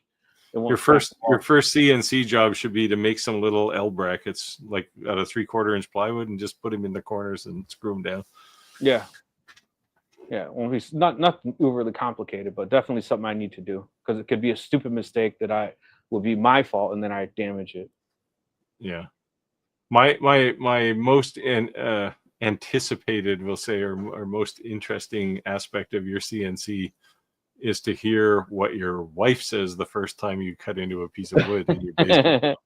So I had so make sure when you're down there and you hit that first one and she comes storming down the stairs to say, turn this damn thing off, you catch that on video. So that do you remember the dub horrible video you made fun of me? There may be a version 2 of that, right? Yeah, where you dub a whole bunch of more polite words coming out of your wife's mouth.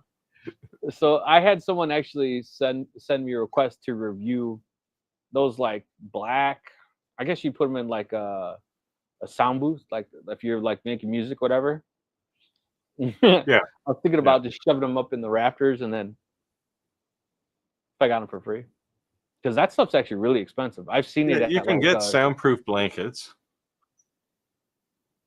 but like there's things you can do, but it's just going to be interesting to see what that first experience is.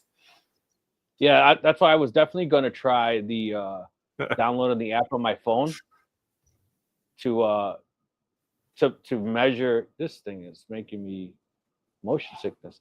Download the app on my phone to see if I can measure how loud it actually is. and then see as Yeah. I'm doing things, Yeah. like what how much of a difference did it actually make? When you're if you're turning at maybe 16,000 RPM and you're hacking through a 3/4 inch piece of plywood or something, or a piece of pine, it's probably going to be 100 decibels anyway, if you're Yeah. reasonably close to it. Yeah, it's going to be loud. You won't hear the spindle. It'll be quiet. But the second you touch a piece of wood with a tool bit, it's going to be noisy. Yeah, we're about to find out. Steven said 8 kids. Do you know what caused that? Yeah, a fine woman. That's what caused it. as Clayton says, he's got no pull-out game. Oh, you're all bad people. Happy hump day, everybody. Happy hump day, man. I've had a very stressful days. Last couple weeks, I I caught poison ivy and poison sumac really bad, to the point that it looked like someone threw like hot grease at me. It looked like I had burnt blisters all over my legs and on my fella.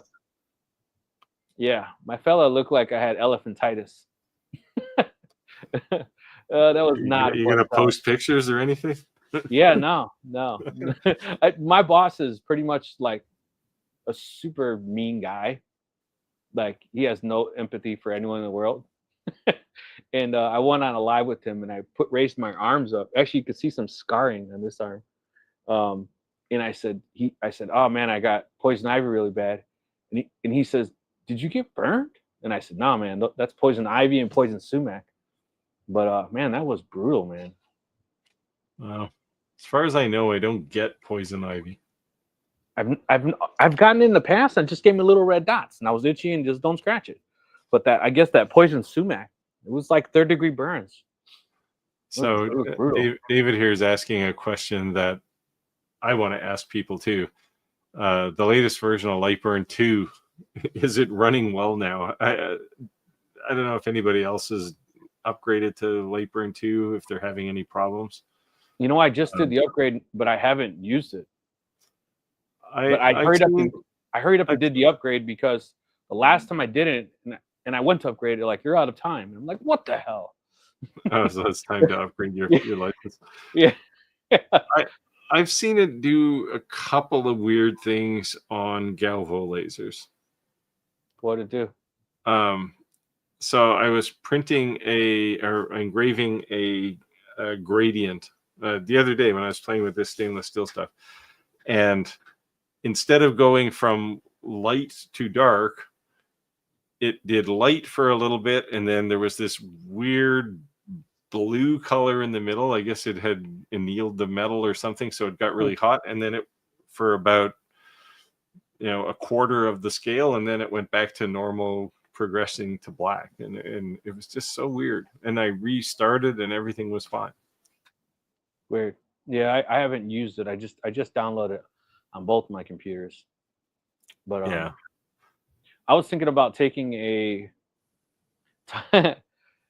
HP smart TV, like when they were like stupid expensive for no reason at all. Like, what were those? They were like $8,000 when they first came out. Now every TV is Android, and it's like $500. But I replaced that TV. I was thinking about putting it behind the CNC, and then using that IP address to be able to just monitor the software. Just thought it'd be cool. Yeah. Oh, Steven's a bundle of laughs today. So for those who are just listening, Steven said, "Happy hump day." Well, crap, there's 9 kids. Kid number 9. They always joke that you can get a Mexican woman pregnant just by looking at her. That's funny. Hey, Andrew. Oh. Yeah, they are at version 2.2. I had just installed 2. I delayed installing 2 because I knew people were having problems with it. Okay. So. And I had just installed it, and then literally within hours, there was a 2.2 update, 2.02. Okay, so I guess I'll download that 2.2 before I decide to use it. Yeah, it's I don't know what it fixed. I mean, it obviously fixed something, or they wouldn't have wasted time on it. But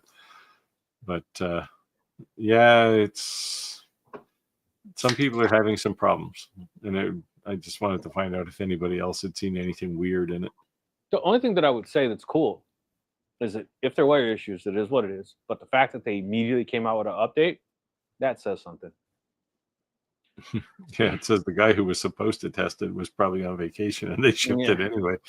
You know, and I don't know if it's because we're influencers, but like the Adam Stack Craft, when I was trying to set up the camera inside Lightburn, when I just couldn't get it. It took me like 3 hours, and I was fighting in it.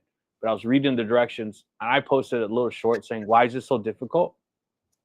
When I posted that video, like they contacted me like immediately.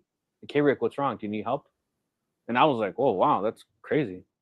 You know. I do. That's one place where I wish they would make some improvements. Is the camera alignment, calibration mechanics are a bit clunky. I mean, you can do it; it works okay, but because it seems harder to me than it should be. Yeah, because the directions basically say use the outer walls, right? Like here's go up to the top, go to the bottom, go to the go to this. And the reality is you're kind of doing it in the center. Yeah, a little to the little up, a little down, but you're not really going to the outskirts of anything, right? Right. Otherwise, it doesn't work. But that's not what the directions say, or the tutorials. You know. Yeah, so I was kind of hoping actually when they did. Well, there was two things. It would have been nice if for Galvo lasers they had proper testing for timing, and then what do you mean by that? So, like Galvo lasers have an on, like you can delay between movement, you can delay from the time the software says start the laser to the time the laser actually starts. You can control that, and same at the stop end. But they don't have any actual testing for it. So you have to make your own tests, or like there's a few videos out there that'll do it. I've basically made some of my own stuff, but it would have been nice if it was built in. And there was something else I noticed that seemed to have disappeared in version 2, and I can't remember what it was, but it was like it was right there and now it's gone, and I don't know what it was. I can't remember. I'll remember the next time I see it. But that and camera calibration, I wish they would make better. Yeah, I mean, I guess if they give better results to say like, hey, you actually do it this way. When I followed the directions they gave me that was not on the video, I did it within 2 minutes or less. Yeah. You know, but I was fighting for 3 hours before that trying to get it to work. But yeah. I mean, I don't use a camera in Lightburn anyway, but it just seems to me I might be more tempted if it was easier to get consistent calibration. Yeah. Jim said LB2 changed all my settings. What a mess. Yeah, I've heard that one. I've heard some people are losing settings, but so there seems to be a few problems that they got to work out anyway. So guys, next week, if you didn't see it, my post on Facebook, Ryan from Cutting It Close is actually rejoining our live. If you don't know who that is, that's this guy right here. I'm sorry, this is probably not good. No, it's terrible. I lowered my resolution because I'm having internet issues, but it's posted. We're also only getting about 1 frame every 2 seconds from you. Sorry, guys. But yeah, so he's gonna be joining us. I think that's really cool. So try your laptop camera. You think so? Yeah. I don't think it's the camera, because in the top left corner, in StreamYard, it actually says connection is unstable if we're on Wi-Fi. So, but according to my Mac, it's actually saying that I'm 100% bars. I don't know. So Andrew's asking here if the Lightburn camera, or if the X-Tool camera can work with Lightburn. That depends on the laser. Like if you have an S1, I'm trying to think of all the things that have a camera. Does the S1 have a camera?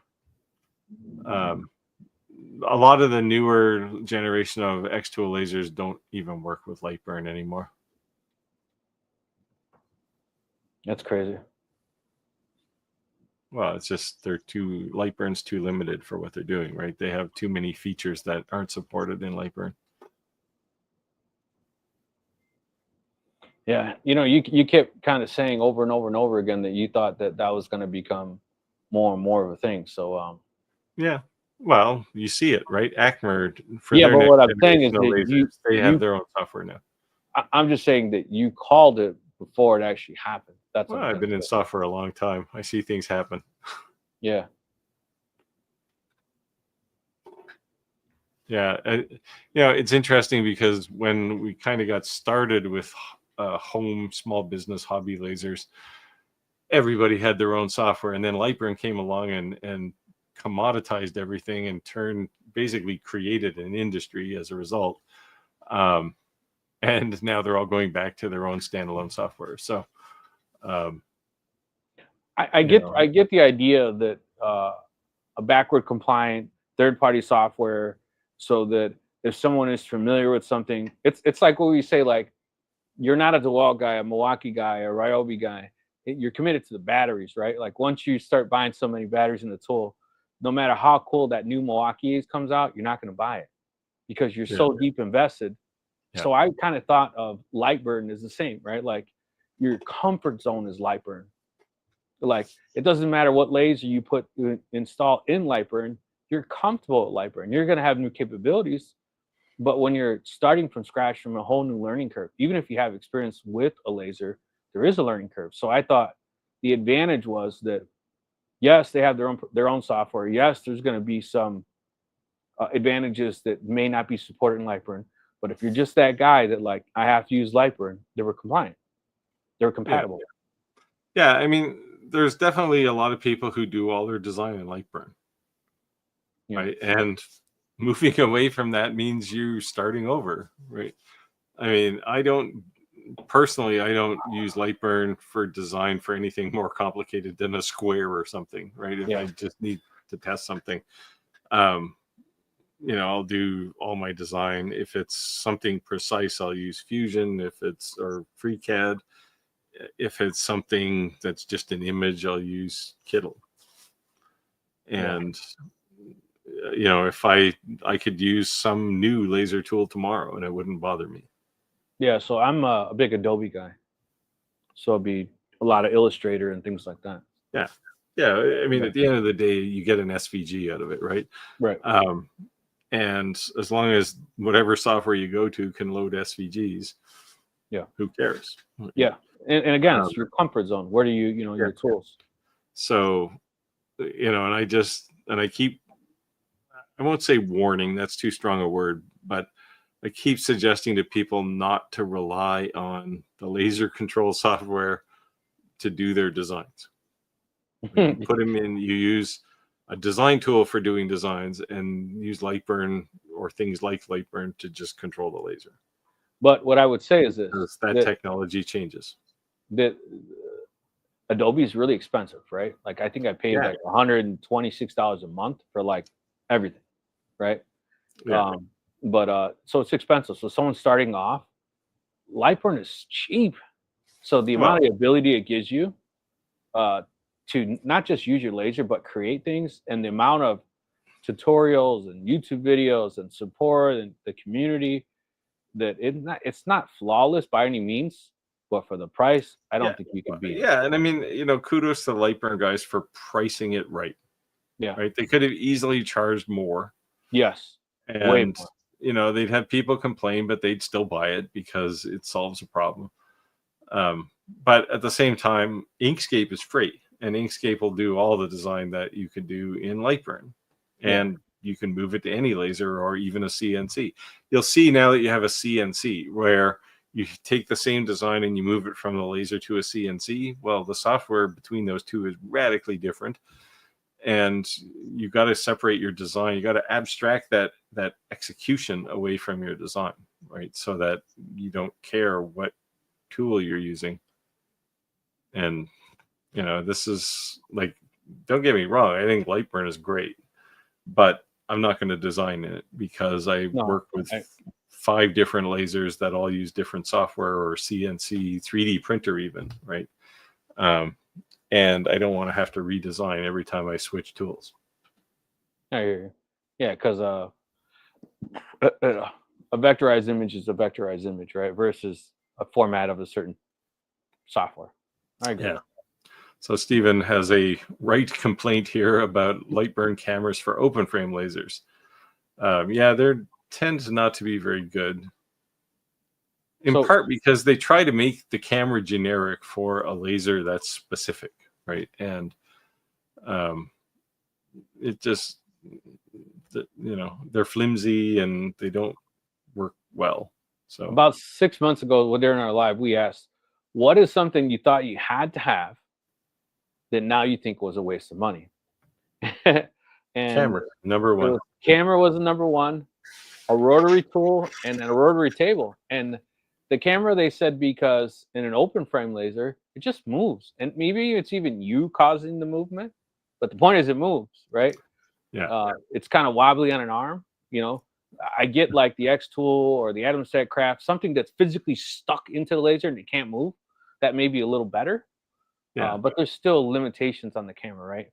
It was one more reason to get away from open frame lasers, right? Right. The fact that they're inherently dangerous is one major reason. But if you wanted to use a camera, buy an enclosed laser with a camera in the lid. Right. And I know Clax in the live, then it's consistent, right? Clax in the live, he was actually on that live and he was like, I love the camera. I use it all the time, Yeah, but that's the thing, right? Like I'm not going to tell somebody not to use a camera because you get whatever workflow works for you is the one to use, right? But I don't know. I mean, I use the camera in. One of the reasons I use the X-Tool P2S CO2 laser more than the one I built is because the camera in it is incredible. It's just seamlessly integrated. You lay down a piece of material and it tells you, hey, the workspace is not valid. Click here and it'll go and update it. And it's deadly accurate. I didn't have to align it. I don't have to think about it at all. It's just there. But for the most part, I don't know. I can't. The We Create Vision lasers came close as far as diode lasers for cameras because that camera is pretty good too. But in general, I don't use a camera. Hey, there's Roger. Hey, how's it going, brother? Oh, well, I'm surviving. How's the wife doing? It's not real good. Uh-oh.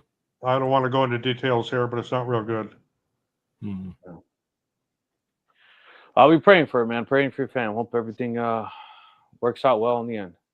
I appreciate it. Yeah. So, keep us posted. Yeah. Stephen actually has my he purchased it from me, not has the Iker K1 Pro. So he's been making some interesting. Oh, he's got a good diode laser then. Yeah. He had the Monport CO2 laser, I think a 60 watt or 100 watt. But didn't have a diode laser, so now he has the Iker K1 Pro.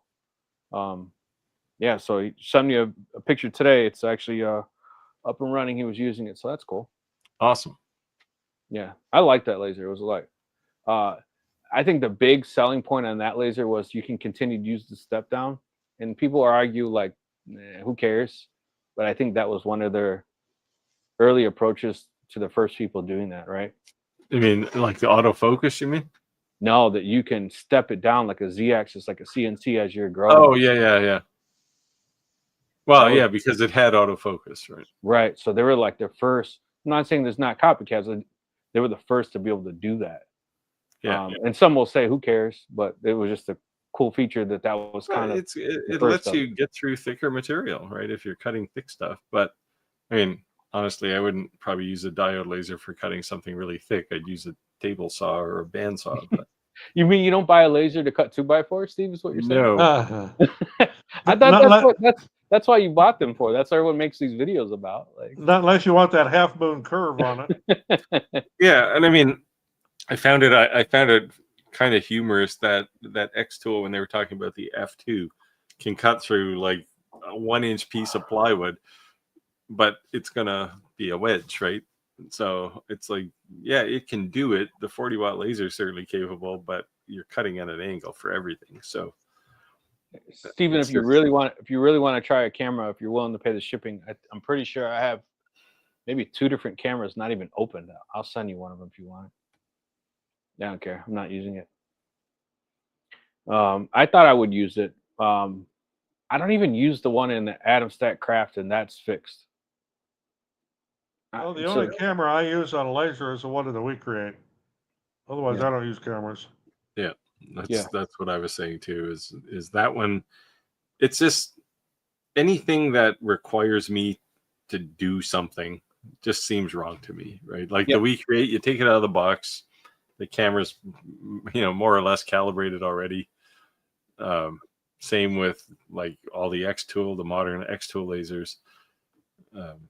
There's quite a few. Like this Ortur R2 had a nice camera in the lid. Again, I didn't calibrate it because I don't use cameras, but it looked pretty nice. Yeah, but the first thing I've done with every laser I've ever owned, diode, is put a grid on a piece of MDF underneath it, right? Yeah. So it makes I do that too. Every one of them. To line it up. That's the first thing I do, right? So that's actually one of the first things I want to do with the CNC once I flatten it. I want to put that grid. It just makes it. That's what I did.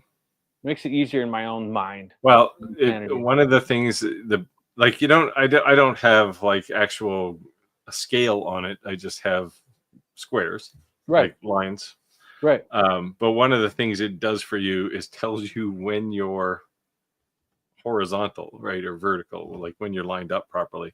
Because otherwise you're just slapping a piece of wood on there and it might be straight, it might not be straight. Right. So worst comes to worst, using it as a square. Yeah. Right. Yeah. Yeah, and that's all I really use it for. Right. Because after that, you're going to set a 0 in the corner of your material and go from there, or in the center. I tend to do alignment to the center of the material quite often. Like to set 0 in the center. Okay. So is it just my computer, or did Rick's video freeze up? Oh no, he's been freezing since he started tonight. I'm having issues with my internet today. I don't know. I know it's not cold in Chicago because it sure as hell ain't cold here. Well, it could be the heat too, right? No. Yeah, could you imagine if it was snowing, how hard it'd be to shovel snow in this heat? Now he froze. It would be pretty slushy for one thing. It'd be heavy. Roger froze on me. Did he froze on you, Steve? No, he's just not moving much. Okay. No, I'm just sitting here in a chair. He's sitting in a big comfy chair. Yeah, it's like 99 degrees right now. So yeah, it's hot. It's been more moderate here this week. Like, more 70s, and more high 70s, 80s now, but last week it was super hot. So, sometimes I say to myself, I miss being in the field, and I think it's because I just miss the camaraderie at the brotherhood, working with the guys. And then I walk outside and it's 100 degrees, and I'm like, maybe not. Maybe I like sitting in this desk. The linemen around here are getting a workout right now because they've had transformers blow, and just there's been spotty outages all over the place around here from the heat. Yeah. So my current job is to modernize our power grid in the state of Illinois. So I'm trying to make that 99.8% always on time. Yeah. Always laugh. Yeah.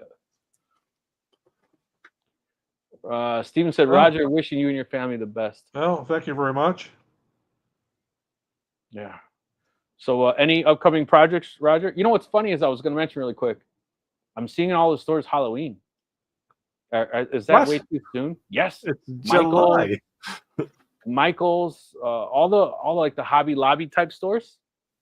Halloween is there.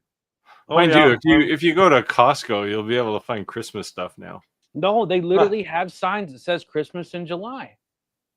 Yeah, but just I don't think they're even thinking like a faux holiday. They just have Christmas stuff now. They start getting it in July and putting it out.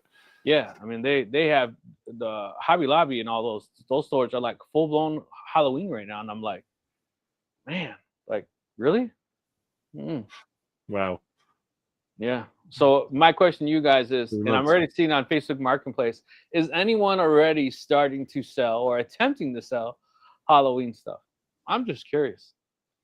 I have not posted mine stuff on Etsy yet. I'll probably wait till sometime in August to do it. But I post stuff, Halloween stuff on Etsy every year. I do real well with it. There you go. Yeah. The shirt game challenge with Roger is joined. Well, you can't see the whole thing. Really, there's the whole thing. Yeah, there you go. People were complimenting Rick and I on our shirts, but it was only because you weren't here. And we acknowledged and accepted that too. yeah, no question, for sure. That's funny though. But yeah. So I was telling Steve Roger that I did a firmware update on the CNC, and I had a little bit of a panic because I lost my Y-axis. So that was really the only kind of hiccup I had putting it together. Other than they gave me some additional brackets, maybe they threw them in, so to speak. But I can't use them with that table that I bought. So I don't know. So if anyone who wants some riser brackets for the Onefinity, let me know. I'll send them to you because I think they're like $50. Wow. If I can't use them, somebody wants them, let me know. Yeah, Old Halloween stock, no tears. That's true. Yeah, I guess you'll know when those Halloween stores start opening, right? Once they're open, it's full-blown season. What's crazy is those stores are actually pretty big, right? But they're only open, 2 months out of the year? They just pop up out of nowhere? Oh, yeah, we have those around here, too. You have to make a pile of money in the time they're open to even bother making it worthwhile. Yeah, I mean, they got to be doing something, right? Because they're everywhere for 2 months, just random places, right? The Halloween store. Do you have the Halloween stores, Steve? Yeah, they're around. It's just one more thing I don't pay that much attention to. But we get a lot of the pop-up ones that show up in the shopping malls because there's so much open space in them now. There'll be these things pop up inside the malls. Yeah, malls are dead, man. It's insane. Like, it's crazy. Every 6 store, there's a store. It's like, man. Yeah. That's crazy. Yeah. So I said, Roger, I was going to post on our Facebook group 5 projects, what they think should be my first project.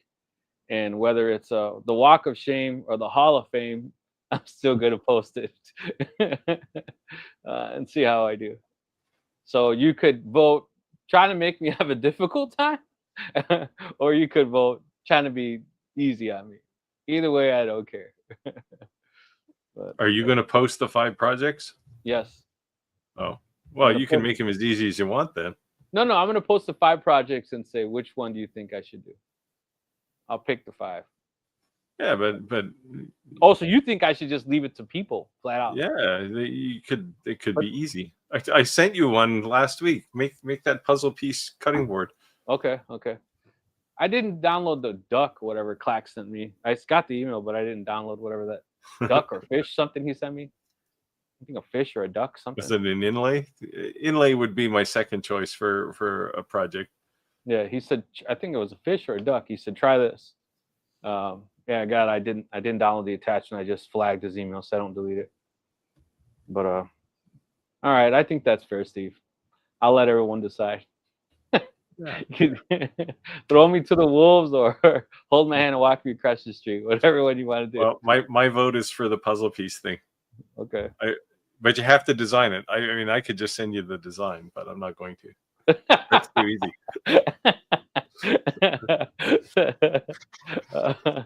Oh man! A big part of this project is being able to build the design so that you can make it on a CNC, right? Yeah. When you can make that it's I don't know. You're probably not old enough to remember the series Kung Fu, where where you can snatch the pebble from my hand. It's time for you to go. Oh, sure. As the kid, Roger remembers, of course. But, Oh, yeah. because he's the Kung Fu guy in training, right? And he's got this old guy teaching him Kung Fu, and he says, I want to go. And the old guy holds out his hand. He's got this little pebble, and he says, when you can snatch the pebble from my hand, it's time for you to go. And of course, it's years before you can do it. Oh. And this is, where you're at now. Young Daniel's son, you shall learn. No, with a Karate Kid catching the fly with the chopsticks. Except that you'd get lucky the first time, right? Yeah. Okay. So I should start the video like doing like the moves. Yeah, the crane. Yeah. Clack said it's a 2D fish. So Clack sent you a fairly easy thing here, right? It's a 2.5D fish. Surely you can make that. Surely I can make that. Surely you must not be serious. Don't call me Shirley. There's a lot to learn here too, right? If he's just sent you the graphic, like it's an STL file or something, then there's some things to learn there too. Yeah, that actually may be harder than what I suggested you make. Right. The only thing hard about making that puzzle piece cutting board is getting the tolerances right so that it fits together without gaps. No, it looked like it was on the money on your file. That's pretty cool. It's a CRV file. He sent you the whole design right there. You don't even have to figure out how to get it into Vectric. See, Clack did me a solid. You're trying to, you're trying to drag me under the coals there, Steve.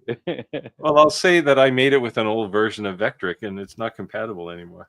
So I just need to set it for materials and bits. Yeah. Okay.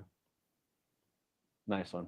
Yeah, it's probably, well, I don't know if I can say, but it's probably a 2-pass thing. You rough it in with a 1/4 inch mill or ball mill or something, and then use a 1/8 inch to give you the fine detail, or 16th inch if you've got one. That's cool. So it's probably a couple of tool paths. That's cool. I want to do I told you I do a lot of those flower memorial boxes. Mm-hmm. I have one coming up that I've kind of put off just because I've just been so busy doing stuff. So we talked about using the laser that does an engraving. I want to do the opposite, make it 3-dimensional with the CNC. So that'd be my first attempt. I told the customer, since I've been kind of dragging, I'll add that. Clack said rough finish profile cut. 3 tool passes. 3 tool paths rather.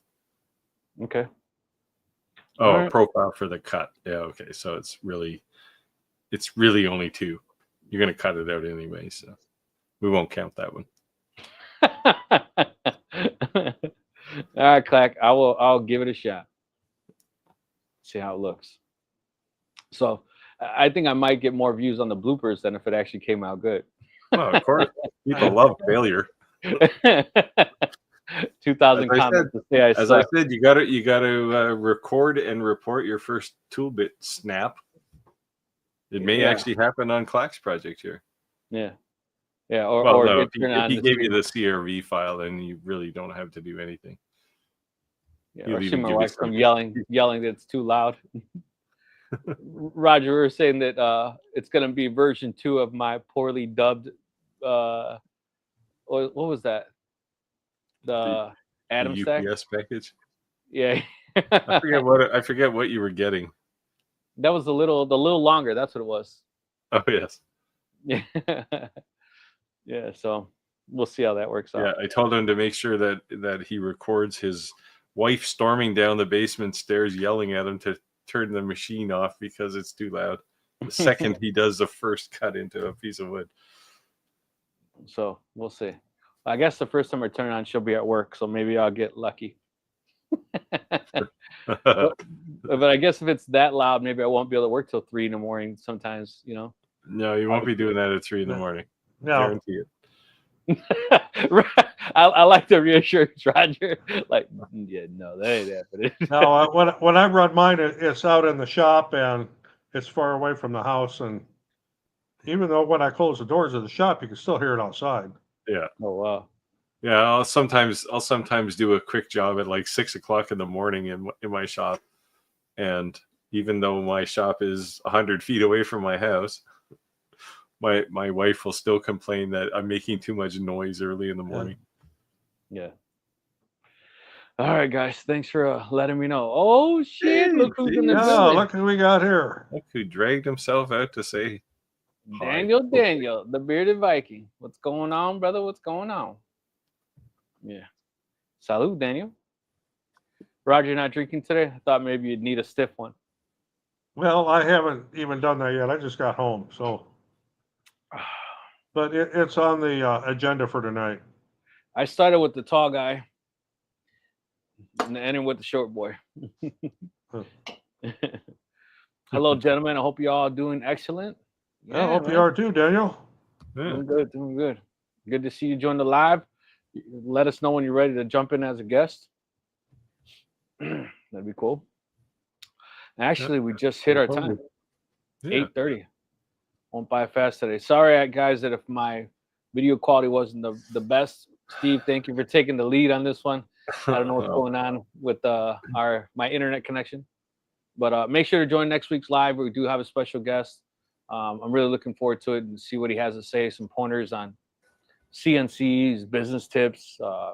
He's extremely successful and extremely humble. Ryan from Cutting It Close. So yeah, Should be fun. Should be fun. You guys want to say anything on the closeout? Hopefully by next week I can tell you all about internal 3D engraving. Yeah, I'm looking forward to seeing that, Steve. Make sure if you post the video, post it on our Facebook group. I want to see it. Yeah, I have to talk to. I know. I'm saying when you I have do. to talk to Whenever you're allowed to Commark to see release when I content. can actually talk about it. Yeah, I mean, whenever I've talked about it you're now. whenever you're able to release the content, I'm Yeah. looking forward to seeing you. I don't know what they're going to allow me to say. I've already probably said more than they wanted me to, but that's okay. All right. Well, see you guys next week. Thank you for joining the live. Yeah, Take see care, y'all all. next week. Yep, Hopefully we bye. see you next week. Yep.